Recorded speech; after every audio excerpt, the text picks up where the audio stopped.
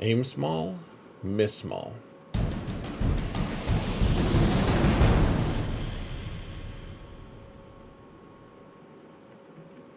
Hello everyone, and welcome to another episode of Xaereth Prevails, a Grand Arena story. Guys, today we are in the finals again. I'm trying for top 10 actually, and I've won all my matches so far, and we're just saying and a lot apparently, as opposed to Ando, who I actually just did a collab video with, so check that out, be on the lookout for that. But anyways folks, we're in the finals of this week.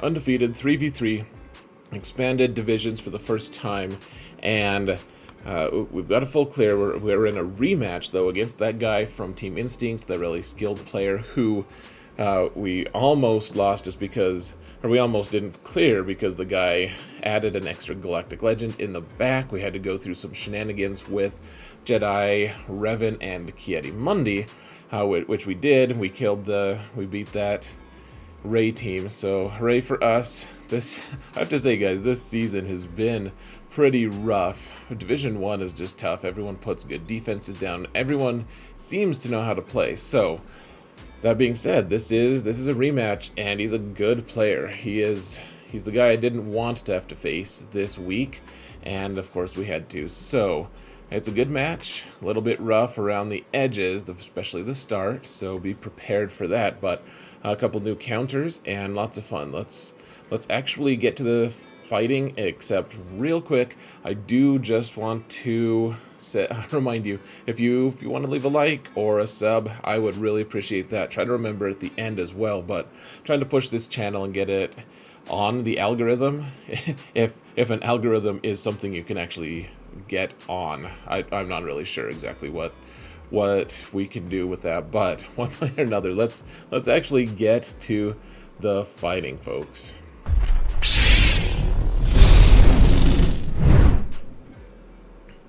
Alright, so we've got a match against, let's actually, okay, so we're facing Prophet, or as he likes to call himself, Mini in Prophet. Or, I mean, so just to decode that a little bit, Mini is the name of the guy who the community is honoring. I did it for a while. I have changed my name since then. IN is just Team Instinct. That's what a lot of their players will put before their name. And then Prophet with an O with a slash through it. I kind of wonder if he doesn't want the O there anymore. So would his name actually be Perfect? No one knows. Not even him is my guess, but this is going to be a tough match, guys. He's got all the things. He's got me beat in mods, and yeah, so I'll show you guys my defense. We got Jedi Master Luke, Commander Luke, Galactic Legend Nute, as we like to call him, with Jango. That's going to be a standard thing from now on in 3s, I think, especially with Relic 7 on every Jango. We've also got Grievous. Last time he used a Mon Mothma team with Grievous, or against my Grievous team with Cassian and Cara Dune for 53, so I was like, you know what, let's just shut that down. We'll put Nest in, and then we'll put General Skywalker in, just for fun. Up top, we've got the Poggle team. I debated for a while. I thought maybe he would just use his Nest on it, actually, and I don't know what he chose to do, but one way or another, we've got the Maul team as well that steals banners. But Asajj with Spirit is kind of new for me, and I mean it's a thing that I used to put on defense all the time. But Night Sisters is so nice and flexible on offense. I like to take them, but we gotta switch up our defense sometimes. So especially against a guy who knows all my tricks and is a good enough player to know how to deal with it. We have Bosk and crew in the back. You guys can't see it. We have Jedi Knight Luke. Who else? Jedi Knight Revan. And guys, I did choose to put Revan down, Jedi Revan, instead of Darth Revan. We're keeping Darth Revan for the first time in like probably over a year. Probably for a really, really long time. Just because he used Vader for 53 on my Darth Revan, and I didn't want that to happen to me again. So he changed his Darth Revan, or I changed my Darth Revan. He actually changed his as well. I kept my Darth Revan though, and that was kind of the start of my issues, if we're being honest. So You know, the back also has a bunch of other good teams. You'll actually see some of those at least in the recap. So let's continue on, folks. We've got these teams. Apparently I left a little bit of room on there. Okay, on here. So he put Rey up front this time. Couple Wookiees with her, but nothing too scary. We've got the HUX team, a Talzin Night Sisters team, and then check this out, guys. We've got that Palp team with Malak and Basti, and this is the first time I've placed Jedi Revan on defense this season, and that's the exact counter. That's like the only counter that's really easy against that team. So I was kind of cursing myself because I put Jedi Revan on defense. Up top, we've got a Grievous team with the same comp, but it's Relic 8, kind of dicey to use Mothra against. Padme Squad, Commander Luke, Dooku, Bad Batch, etc. Lots of good teams there, and we'll see if I even get to the back. Hopefully. So, first things first, we're going to use Sith Eternal Emperor with Armorer. Armorer because she's not going to get stunned, but there's no Han here. To stun her and make it so that Armor might not get the tech onto Sith Eternal. We don't need 3 stacks, so we're just not going to be brave. We're going to be fancy and prudent. I don't really know if fancy goes with prudent, actually. Those two words seem a little... I wouldn't say that they're opposites, but they don't seem to go together. Alright, so Armor, who cares? She's gone. I hope that people don't care. Don't say things like that when I'm actually gone. But we're linking Zalbar because he's a tank, and Rey because she's way faster than either of them. We want to get our ult pretty soon.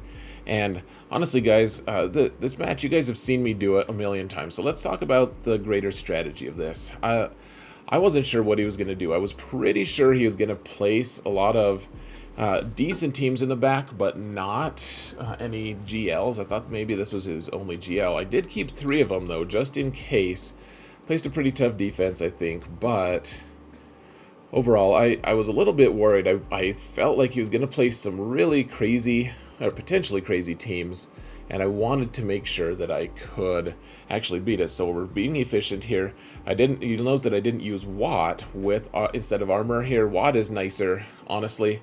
He's a Watt nicer, in fact, with Sith Eternal, because, as you know, when you take a turn, see how after he takes a turn, that's when his protection regen goes up, as opposed to with Watt, when he starts his turn, his protection goes up. So that's actually, you lose a banner here if you don't get to all the way full banners or full protection before you get to the attack. But as it stands, I mean, Armor is a pretty good replacement. Anyways, we're doing this because I wanted to make sure that I could actually still have Watt, because Watt kind of creates his own team, and that actually came in real handy there at some point in the match. So, guys, this is an interesting thing. So, I decided to use Darth Revan, Basti, and HK, and honestly, I haven't really been doing... I've been doing this on my alt a little bit, just here and there, trying to be more efficient,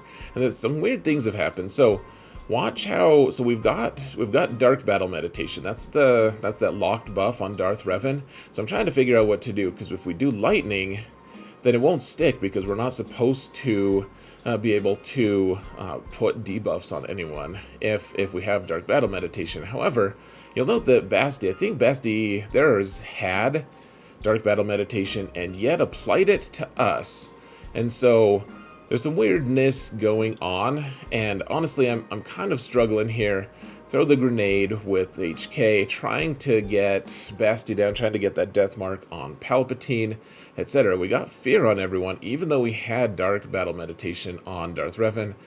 I don't really know. We had Dark Battle Meditation there and put ability block on Basti.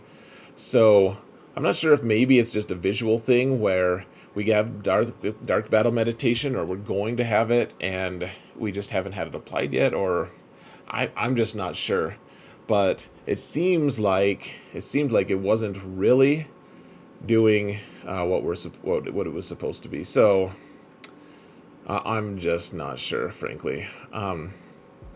Trying to figure out what to do here. I put fear on Malak. Should have probably done lightning, in fact. In retrospect, if we had done lightning, he couldn't have healed Instead, we did fear, but then that didn't shut him up because then we double hit and got rid of fear. And really, I mean, yeah, there were just issues. So got rid of EP and such. I was like, okay, so we're gonna get bad banners, but we should be able to get the win. And then Basti died, and we got fear on Malak. That's cool. And then Malak didn't die, and we died instead. It was pretty depressing, especially because, well, there are other depressing things. Use Savage here, just real quick. Gear 12. Finish Malak off because he was so close to dead, but still, I mean, there's still 12 banners less than if we had gotten a 47. if you're good with math. So here's another one I was trying, guys. I thought, okay, so, and I kind of lost sight, frankly. So I'm like, okay, Aurra Sing has a 70% chance to apply stun on someone on our basic.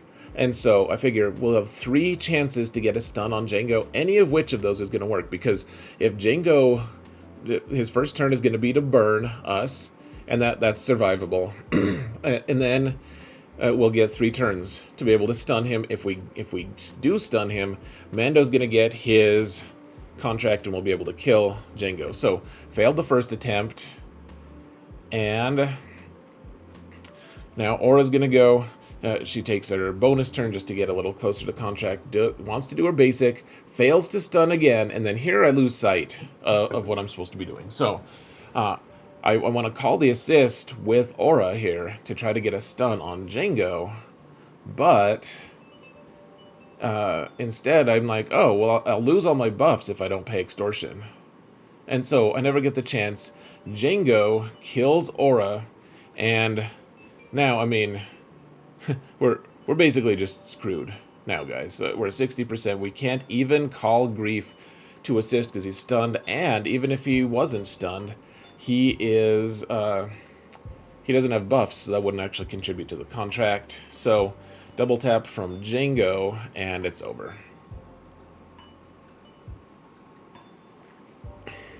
Poor old Grief just gets lapped and and pwned. So we're going to use the Basti team here with Ki-Adi-Mundi and Hoda to clean up.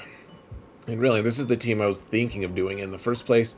Decided to take out Magna Guard, because eventually Magna Guard's just going to be a pain anyways. Like, he's going to taunt, and we can't... If we kill Nute, he's just going to disappear for a little bit. Doesn't matter. So, may as well, while Jango's not available, we'll just take this guy out. And... so yeah, Jango's available now. Magna's not dead. Extortion is applied. We need to just start hitting. So take out Jango here. Stun Jango here rather. Pay extortion for some reason on Hoda, and then we're just gonna go to town on Jango if we can. And really, if we can just get a double tap here on Jango, even though we have extortion, we're just going to do it. Take him out, and then it's just Nute. Nute is a Nute sense, of course, but, I mean, we can totally take him out here. So, not a big deal. 2 early fails, though. It puts a lot of pressure on a man, because he kept a lot more teams. I was pretty sure, excuse me, we're going to need him to fail a few times because he's probably going to get a full clear. So my buddy Eabatoire in chat actually mentioned that this comp works really well. Like the Mothra team can beat the HUX, like most of the HUX teams. Because there's no one here who's extremely resilient. And so if we can kill Red Trooper right away, he's the only real damage dealer on the team. And then the rest of them don't really even have that good of banner regeneration. We can just kind of take our time and go after them. So I think I sped this up just because every single fight with Mothra is like glacially slow. Everyone is more miserable. Their life is a little more miserable after having done or observed a Mothra fight. So trying to make it slightly less miserable. I think this is on 1.25 or maybe it's even 1.5x speed. So we're just taking General Hux out if we can. Next, after we get Red Trooper down, and then First Order Stormtrooper, he can, if he doesn't have days, we can actually take him out at a reasonable rate. It's not a reasonable rate. We can take him out, and he's not going to counter us just because he has days. And slowly, over time, we'll apply all these debuffs and just keep going. So, I'm going to sip my tea here while you guys observe. Cool. So, 54. Pretty nice, actually. Really strong counter there. Glad Eabator helped me with that. So, debated for a little bit. There's that Dooku team up top that would have loved to use Bando against, but and the fact that he might have General Skywalker in the back was like, man, I would love to have Bando available. But after looking for a while, I was like, I need something that I'm pretty sure is just going to get a high banner count, because this guy, we just need high banners on all the attacks. So, anyways, we got Whistling Birds there. Got a twofer, actually. Just ignored those, ignored that the foresight on Spirit, and we're basically good. Those, the Whistling Birds, of course, make it so that Daka can't revive anyone anyways, and yeah, did the AoE just to spite Daka for fun. Got 54. We didn't burn the witches. I guess we birded the witches, though, didn't we? Whistling bird. That's fun. I didn't even plan that joke. It came to me. So, in the back, my fears were realized. He didn't have any Galactic Legends in the back, so he's got 3 on offense, and he's got General Skywalker and a Darth Revan team. Very tough defense here. Decided to jump up top here, though, first, and he hadn't put any extra tenacity on the team. You guys have seen this a million times, so we're fast-forwarding just a little bit, focusing down Chewpio here, waiting until Luke is in his other stance to be able to try stunning him. And Chewpio's a little bit tougher to kill. I think he's got mostly protection as opposed to health there. Keep BB-8 smoked as per usual. Keep chipping away on Chewpio. And yeah, if we can take Chewpio out, that would be great. And then Commander Luke alone, without a bunch of tenacity, is not super scary. We'll put smoke on people, get more debuffs on Luke. Wish that we had applied days there, but we can't have everything, unfortunately, because I would love to have everything, honestly. So, was hoping we could get the Illuminated Destiny. It was the next move, but then Luke died of sadness and we had to move on. So, still got a decent fight. Now, this fight, guys, is pretty cool. I think, did I speed it up? Maybe I didn't. I don't really know. Probably should speed this up, but what's going on here is that they don't have GK, so we don't have to really worry about fracturing anyone. So we're fracturing Anakin, and then honestly, like, we're just gonna continue on here. Hit Anakin. We put that Isolate on Padme. You guys have seen this a million times, I'm sure. You put Isolate on Padme, and suddenly these guys can't gain very much courage, at least. Maybe they can gain a little bit. I don't remember, but all of her stuff is all of Padme's buffs and everything. All the way that everyone gains courage is just through using. Being not isolated, I guess. Gosh, I'm clearly extremely skilled verbally tonight. I'm kind of tired. That's kind of like a theme for me lately. I'm tired. So, anyways, yeah, take out Ahsoka without GK here. I mean, it's about the same. This comp is pretty rock solid. So you'll note that this whole time I've been using Traya. I've been handing the reduced cooldowns to Thrawn instead of Nihilus, because we're not really worried about the damage, but we're really worried about trying to maximize our banners as much as we can. And so we just want Thrawn to take as many turns as possible, hand that bonus or that healing protection to people, so as much as possible as well. So Nihilus is good to go, and once again we're reducing his cooldowns. Just do a shot instead of fracture because we want him to take another turn. He does take another turn, and now we can annihilate Padme, get the 54 on that pretty strong Padme squad. All those relics down the toilet, and now we can focus on General Skywalker. So we've got Kylo and I didn't want to take any chances. You guys saw last time I tried Kylo against General Skywalker. I actually lost. I used First Order Officer as a second and didn't. It was poorly realized. Like, frankly, I made mistakes. I didn't play it well. And so now what I'm trying to figure out is, what do we do here? Do we want to hand the turn to Kylo so that he can do an AoE and get a head start on those clones before General Skywalker sits down, or what? Eventually I did decide to do that, and now we need to take out the clones as quickly as possible. So, what do? Do we poke here, and I think maybe that was poorly done. Maybe I should have just done a basic there to take him out.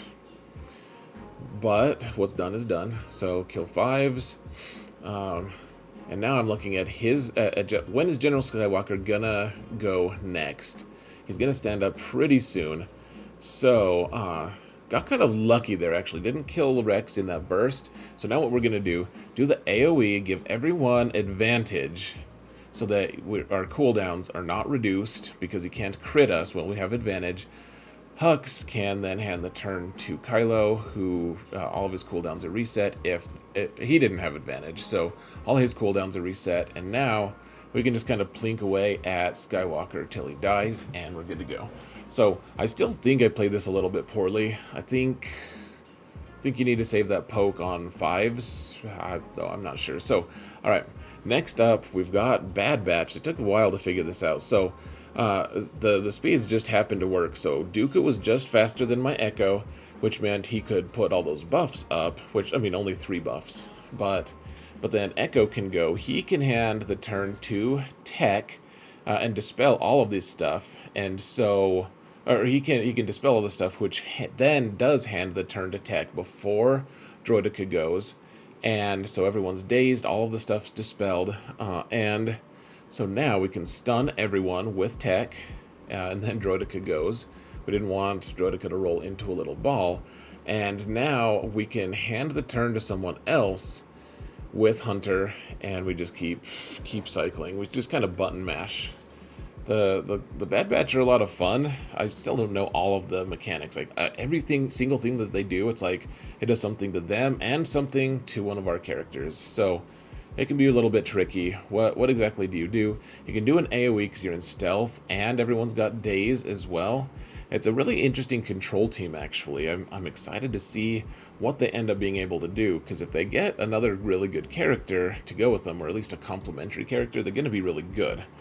But as it stands, you can see I'm taking forever because I'm trying to figure out exactly how we can make sure. Like, sometimes you just take a turn with Bad Batch and then you don't get another turn, or you don't actually get to, you don't do damage. You're just like hanging out, doing something. I don't know.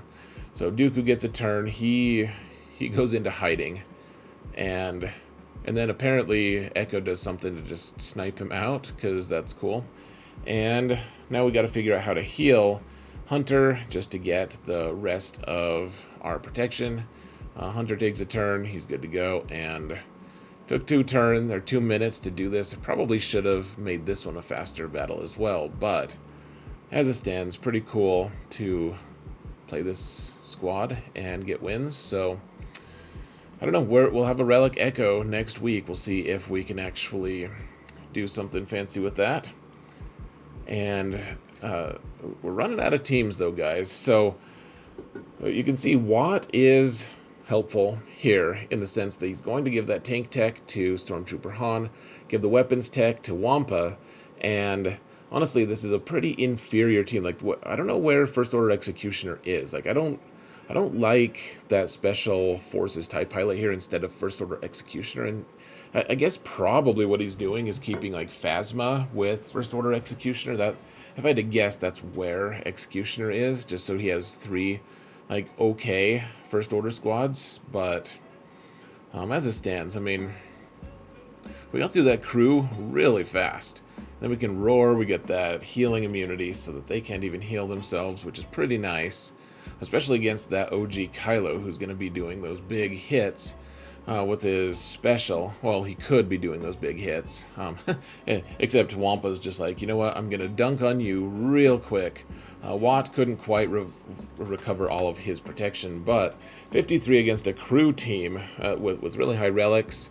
I guess we can't really complain that much. Now, we're using Sidious lead here, folks, against this Darth Revan team. It took a long time to figure this out. So, we need to kill Darth Revan. Obviously, he's the linchpin of this squad. So, I needed more crit chance, though. We needed more damage, and I couldn't do anything, guys.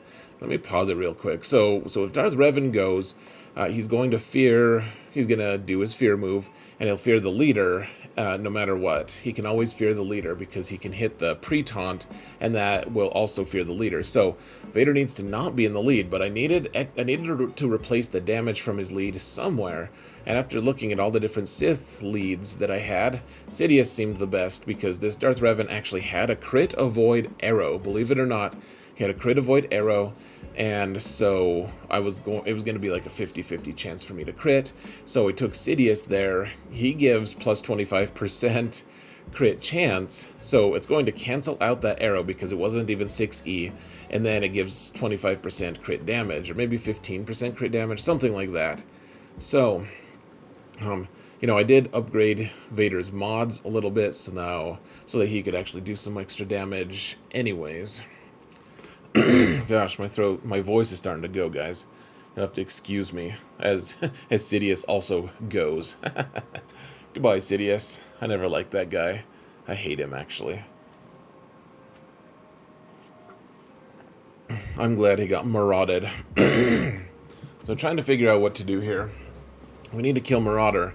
We need to survive, though, to be able to get into Merciless so that we can saber toss Marauder to join Sidious. And I mean, it's real tempting to just saber toss into that Sith Empire trooper, but then we don't have a saber toss for even longer. So just gonna wait till hopefully that Sith or that shore trooper can survive long enough to actually you know, we could get to Merciless. He does, in fact. So we go into Merciless. Only 5 stacks on Marauder, though, so it's a little bit dicey. Can we kill Marauder? Are we gonna have to 2-shot this squad? And honestly, Marauder's tough. Like, we're running out of squads real quick, as evinced by this fact that we're using Sidious lead. I mean, we just don't have much available. So, poor old shore trooper paid the ultimate price, and we got a 47. So. The Darth Revan split worked for my opponent, man. He got a fail on me, and he got a 47. Pretty good split. So this is a pretty nonsensical counter. Rey could just do this on her own, but we have a feat to claim here. We need to win a battle with Turret and Baze. We needed both of them, even though the thing actually said that we were only supposed to need Turret or Baze. It said or instead of and, so it was a lot of people are angry, but I caught it in time, and now we did a saber toss on Grievous. He gone, and we should be good. Obviously not great to drop banners, but the fact is, getting top 10 this season is more important to me than trying to, frankly, like, maximize. If I had lost by 4, I would have been pretty sad. Because we're getting like a 50, I think, a 50 banners. I guess we would have gotten like a 55. So we dropped like 5 banners for that feat, but I mean that puts us in a better position to potentially get top 10. So that's why we're doing that feat, even though it's not that practical for winning the match itself, especially in a match where I'm like, I need every banner I can possibly get. But I don't know. I do think that you have to make valid judgments, and I think top 10, the chase for top 10 is more important to me at this point. So trying to figure out here, we're using Padme versus Bando, trying to figure out exactly how we should go about doing things. I eventually did the AoE with Anakin because I wanted that bonus protection, because the whistling birds were going to potentially hurt, and we wanted that extra, you know, protection, I guess. Literally, who knew that bonus protection actually heals protection? or is protection. Gosh, can't talk. Anyways, we got this. Now, I think I did speed this one up. It doesn't seem like it, though. Gosh, what's going on? I swear I sped some of these up, guys. Anyways, the once you take Bando out, the rest it's over, all over but the Cryans. So, got a 52. Nice that one of our guys didn't even get hurt. And we got rid of all of the squads in the bottom. Thank goodness. Lots of really good squads in the bottom. All we've got left is Bad Batch. He didn't leave any really great teams for my, or targets for my Han and Chewie. So immediately I was like, okay, they've got Bad Batch. I don't think they stand much of a chance against Wedge Han Chew. Let's just go in. As you can see, like, I didn't even break up the recording. It was that quick. I was like, okay, kill that team and then immediately go. So, I want to stun Echo because he's like 340 something speed. So I don't want him to actually have anything nice. We don't want him to actually take a turn. Decided to just take him out, actually, just to make sure.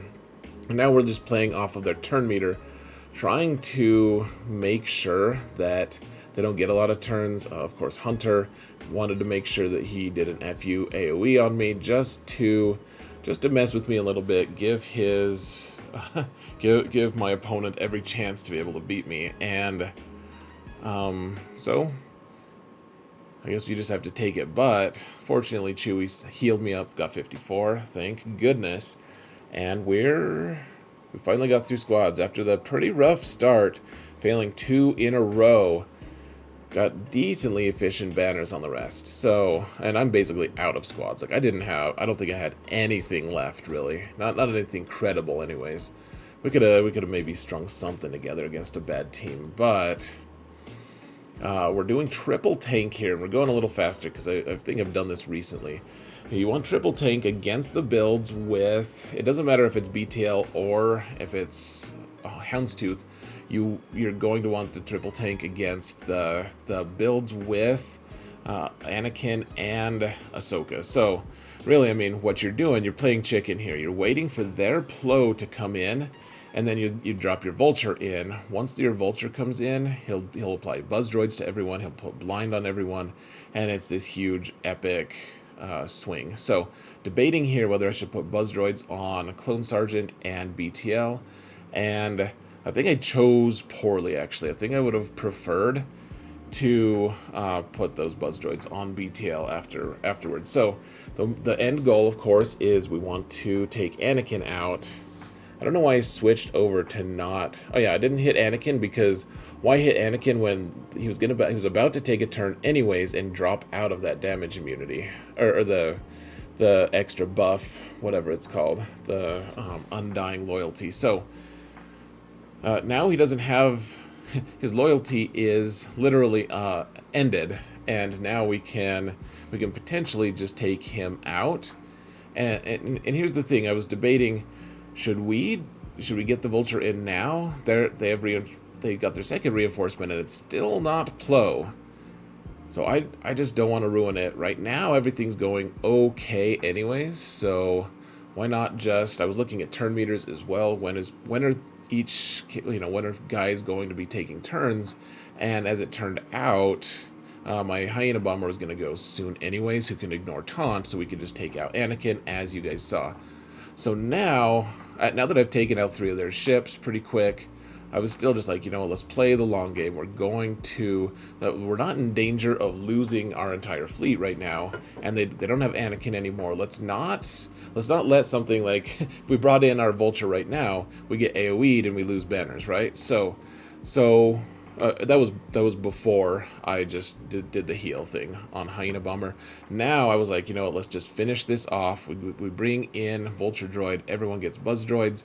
We're good to go. 61. Even though it feels like we're taking a kicking that whole time, we actually managed it. And really, look at that. Yeah, I didn't even get Plo in. So now we're doing a counter here that I've never done before. I have a faster Biston, so you just mark Biston and kill him. And then after that, it's a lot easier, apparently. I've never done the mirror. It always scares me. And you have to have a faster Biston. You have to have a faster one. So trying to figure out what to do here. Need to take Biggs out once we can. If we can get Cassian in soon, relatively soon, then we can just take out Falcon and win. But anyways, we got the kill here. We can do the wiggle just to heal a little bit, making sure that they're not targeting us. And gosh, okay, so didn't call the assist there, and their Y-wing came in. Look at how close Biggs is to death. But we can come in, we can dispel, and immediately target their Falcon. And as long as that's the win condition here, if you kill their Falcon, then you win. So you killed Falcon, and there we go.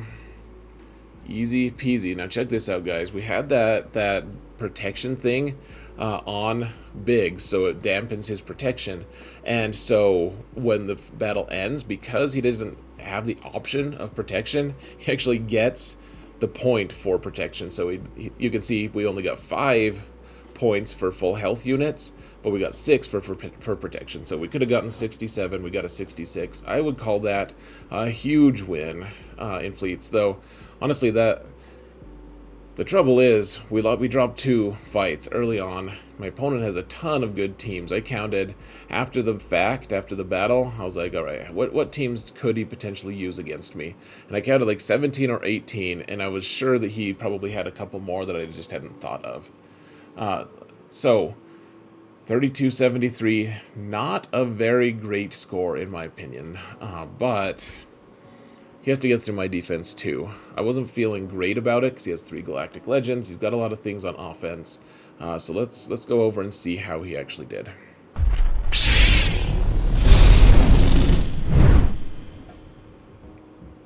We don't need to see that intro stuff again. Don't worry, guys. I won't make you do it. Well, maybe one day I'll make you do it. But all right, folks. So I don't actually. I only got a couple screenshots toward the, I don't know, when I woke up, basically.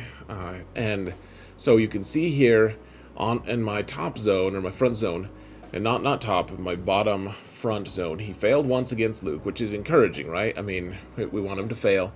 And if he fails twice, then that's probably our win condition. We can probably get a win with that.